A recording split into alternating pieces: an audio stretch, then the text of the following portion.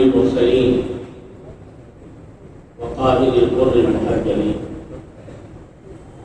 وعلى آله وأصحابه أجمعين وعلى كل من تبعهم بإحسان إلى يوم الدين. أما بعد،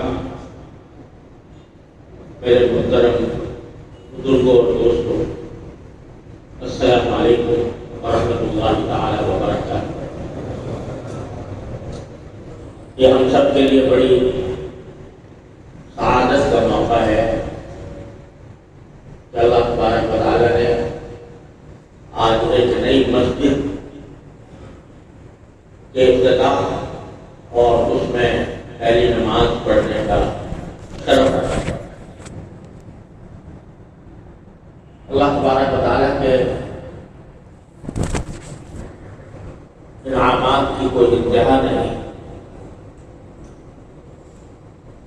ان کا شکر جن الفاظ میں ادا کیا جائے انسان کے بس کا کام ہے، لیکن انسان کے تمام اعمال میں سب سے زیادہ قابل شرف، قابل عزت اور افتخار یہ ہے کہ اللہ تبارک و تعالیٰ کے فضل و کرم سے انسان اللہ کے کسی گھر کی تعمیر میں انتظار کرے۔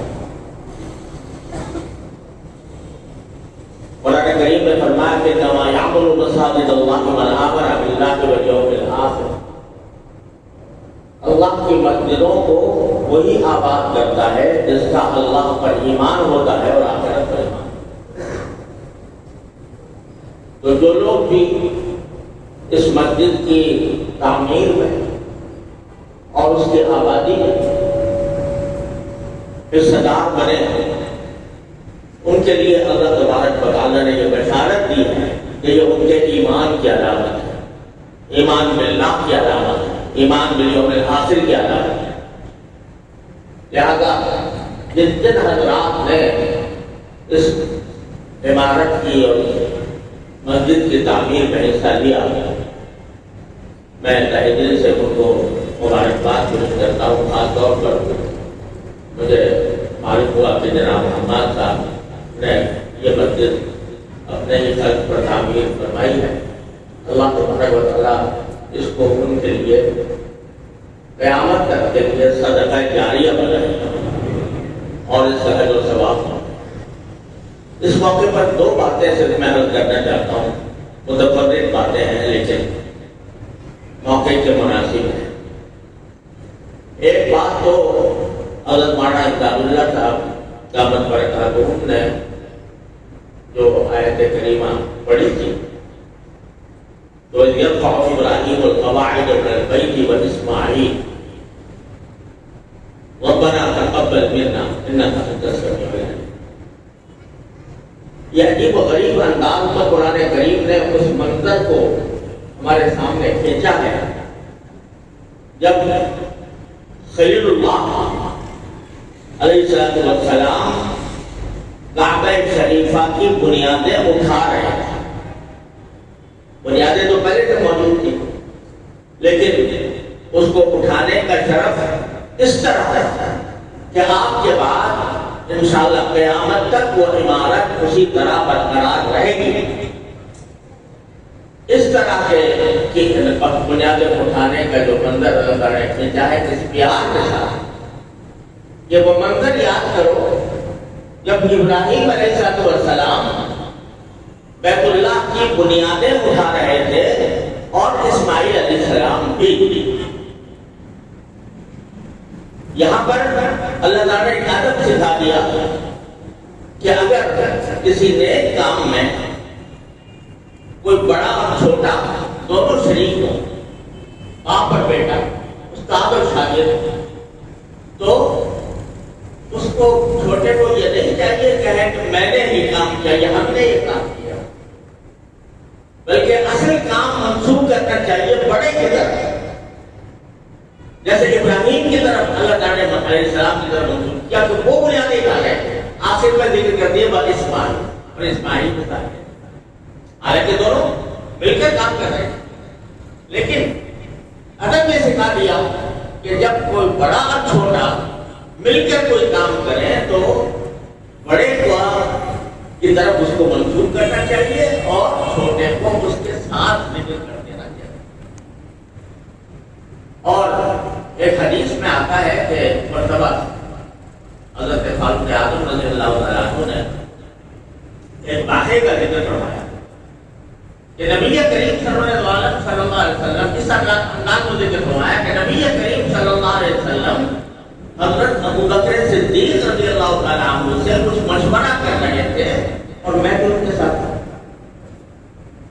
یعنی حالانکہ جب بھی نبی کریم صلی اللہ علیہ وسلم مشورے کے لیے طلب فرماتے تو ابو بکر صدیق کو بھی اور عمر بن خطاب رضی اللہ عنہ بلاتے.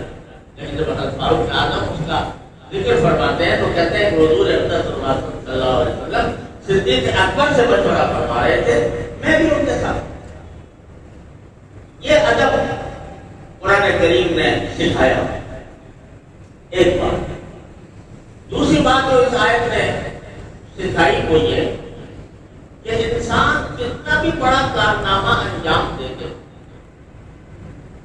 اور کتنی بڑی کوئی چوٹی سر کر لے، رفعت کی کوئی چوٹی سر کر لے، لیکن اس کے بعد اس کا سینہ تنا ہوا نہیں ہونا چاہیے، اس کی گردن اکڑی ہوئی نہیں ہونی چاہیے، اس کی گردن جھکی ہونی چاہیے، اور وہ اس کام کو اپنی طرف منسوخ کرنے کے بجائے اللہ جل جلالہ کی طرف منسوخ کر کے یہ کہے کہ یا اللہ یہ جو آپ نے کام مجھ سے کرایا یہ آپ کی توفیق،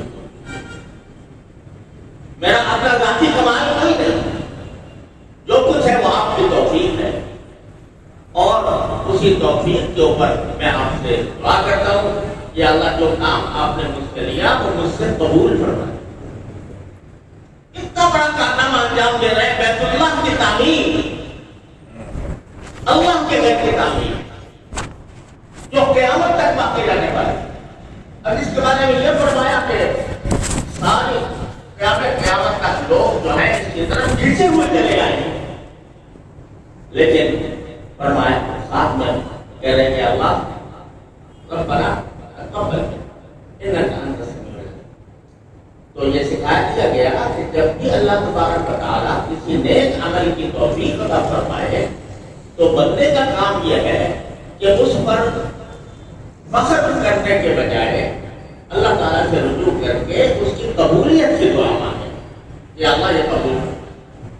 ہم نماز جیسے بھی پڑھتے ہیں تو نماز کے بعد اللہ تبارک و تعالیٰ کا شکر ادا کر لیں کہ آپ نے اپنی توفیق عطا فرمائی. ہم نے اپنے بزرگوں سے سنا ہے کہ اگر نماز کے بعد آدمی ایک طرف الحمدللہ کہہ دے اور ایک طرف استغفر اللہ کہہ دے تو ایک طرف اللہ کا شکر ادا کیا اس کی توفیق پر، اور دوسری طرف استغفار کیا اپنی کوتاہی پر. اے اللہ یہ نماز تو میں نے پڑھ لی، آپ نے توفیق دی، اس پر آپ کا شکر ہے، لیکن میں اس کو جس طرح پڑھنا چاہیے تھا اس طرح نہیں پڑھ سکا، اس میں کوتاہیاں رہی، اللہ میں استغفار کر. تو دونوں کام جمع کر لے، اللہ کا شکر اور کوتاہی پر استغفار. دوسری دو بات. تیسری بات وہ ہے کہ اس کی طرف حضرت مولانا امداد اللہ صاحب دعوت برکات ہوتا ہے سب کو توجہ دلائی، وہ بڑی اہم ہے. وہ یہ کہ ایک مسجد کی تعمیر وہ بلا شبہ بہت بڑا اجر کا کام، ایمان کی علامت ہے، لیکن مسجد کی آبادی جس کو کہتے ہیں وہ صرف عمارت کھڑے کرنے سے نہیں،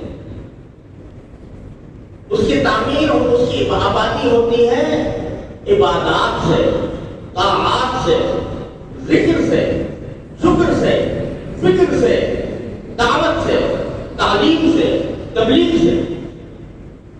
یہ چیزیں ہیں جو مسجد کو آباد کرتی ہیں. اگر شاندار مسجد بنا دی لیکن اس میں نماز پڑھنے والے کئی ہیں تو یہ مسجد آباد نہیں ہے. لہذا تعمیر کرنے والے کا کام یہ ہے کہ وہ تعمیر کر دے اللہ کی رضا کے لیے، لیکن اب اس مسجد کے آس پاس رہنے والوں کا یہ فریضہ ہے کہ اس کو آباد کریں. آباد کیسے کریں؟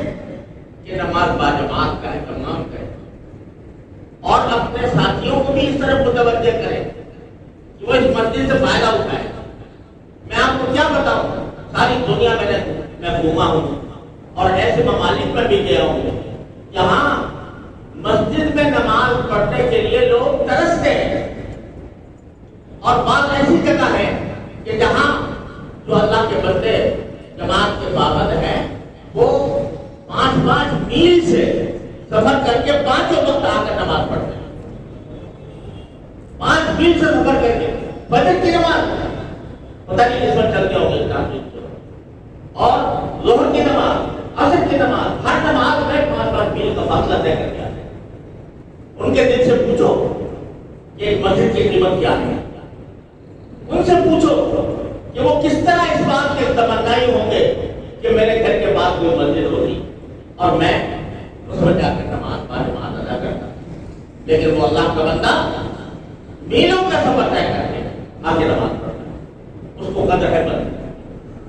اور ایک ہم ہیں کہ مسجد ہمارے سامنے موجود ہے، اللہ تعالیٰ نے اپنے فضل و کرم سے بہترین مسجد تعمیر کر دی ہے، لیکن ہم اس سے فائدہ اٹھانے سے غافل ہیں.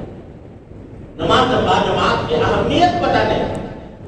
اہمیت یہ ہے کہ نبی کریم سرور دو عالم صلی اللہ علیہ وسلم نے فرمایا کبھی کبھی میرا دل چاہتا ہے، مجھے خیال ہوتا ہے کہ میں کسی اور شخص کو امام مقرر کر کے نماز شروع کرا دوں جماعت، اور پھر باہر جا کر دیکھوں کون اس جماعت میں شامل نہیں ہے. جن لوگوں کو میں دیکھوں کہ جماعت میں شامل نہیں ہے ان کے گھروں کو جا کر آگ لگا دوں، ان کے گھروں کو جا کر آگ لگا دو. اس سے بڑی وجہ کیا ہوگی؟ اب نام کر لیتے ہیں نبی کریم سرور عالم صلی اللہ علیہ وسلم کی کا آپ کے ساتھ اس کو محبت کو کبھی اظہار کرتے ہیں، مظاہرہ بھی کرتے ہیں، نعتیں بھی پڑھتے ہیں. لیکن سوال یہ ہے کہ سرکار دو عالم صلی اللہ علیہ وسلم نے کس چیز کو مسجد کی آبادی قرار دیا؟ تو اپنے سارے اہل محلہ کے لیے اس کو ہے کہ اس موقع کو غنیمت سمجھیں، موقع پر غنیمت سمجھ کر نماز باجماعت کا خود بھی اہتمام کریں اور بچپن سے اپنے بچوں کو عادی بنائیں کہ وہ نماز میں آئے، تاکہ بچپن سے ان کی گٹی میں یہ پڑ جائے کہ نماز کے بغیر انسان مسلمان نہیں. اور مجھے امید ہے کہ انشاءاللہ مسجد میں بچوں کی تعلیم کا بھی انتظام ہوگا، مکتب ہوگا، قرآن کریم کی تعلیم ہوگی، بچوں کا بھی ہوگا انشاءاللہ. آپ بتائیں بچوں کا بھی ہے، تو اپنے بچوں کو اس موقع کو غنیمت سمجھ کر اس کو مسلمان بنائیں پہلے دن سے. اور بھائی صرف بچوں کی بات نہیں، میں بڑوں سے بھی یاد کرتا ہوں کہ قرآن کریم اللہ تعالیٰ کی نعمت ہے اور اس کی تلاوت انسان کے لیے ہونا یہ چاہیے کہ کوئی دل اس کا قرآن کریم کی تلاوت سے خالی نہ جائے. لیکن وہ تلاوت بھی اس طرح ہونی چاہیے جس طرح مطلوب ہے سنت. فَإِذَا قَرَأْنَاهُ فَاتَّبِعْ قُرْآنَهُ، اللہ تعالیٰ نے یہ حکم دیا ہے نبی کریم صلی اللہ علیہ وسلم کو کہ آپ قرآن کو اس طرح پڑھیں جس طرح جبریل نے آپ کے سامنے آ کر پڑھا. اور اس کی وجہ سے اس امت نے مستقل علم کی بنیاد ڈال دی، علم تجوید، جس میں ایک حرف کے بارے میں بتایا گیا ہے کہ یہ حرف کس طرح تھا. دنیا کے کسی قوم میں، کسی مسلک میں، کسی مذہب میں، کسی زبان میں اس علم کی نظیر نہیں ملے. تو اس میں بتایا گیا ہو کہ اے کیسے نکلتی ہے اور بی کیسے نکلتی ہے اور سی اور ڈی کیسے نکلتی ہے. لیکن اس امت نے قرآن کریم کی تلاوت کا طریقہ لوگوں تک پہنچانے کے لیے ایک پورے علم کی بنیاد کا وہ علم تجوید. تو بڑے لوگ بھی جو پڑھتے تو ہیں ماشاءاللہ، قرآن کریم میں پڑھتے ہیں، نماز میں بھی تلاوت کرتے ہیں، لیکن اس بات کی فکر چاہیے کہ آیا ہم تلاوت صحیح کر رہے ہیں یا غلط کر رہے ہیں.